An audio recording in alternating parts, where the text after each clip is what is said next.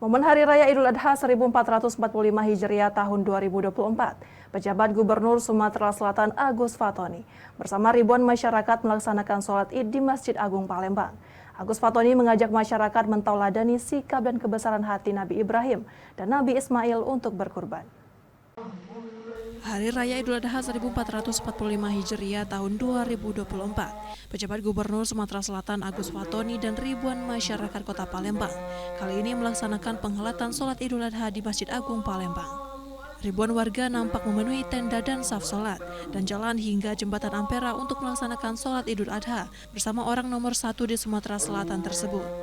Pejabat Gubernur Sumatera Selatan Agus Fatoni menyebutkan Pemprov Sumsel terus melakukan program kerja untuk masyarakat. Salah satunya dengan gerakan kurban serentak se-Sumatera Selatan. Bahkan terdata ada sekitar 16.000 hewan kurban yang dilaksanakan tahun ini. Agus Fatoni mengajak masyarakat memaknai pentingnya Hari Raya Kurban yang harus diterapkan dalam kehidupan sehari-hari. Antara lain keikhlasan, amar ma'ruf nahi mungkar, dan kesolehan sosial. Hal ini untuk mentauladani sikap besar hati Nabi Ibrahim dan Nabi Ismail untuk berkurban.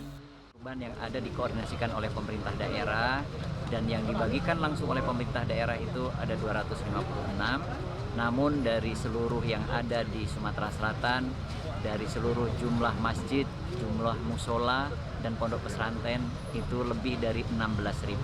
Artinya begitu banyak hari ini hewan kurban yang disembelih kemudian dibagikan kepada masyarakat sehingga kebersamaan di antara kita begitu terasa.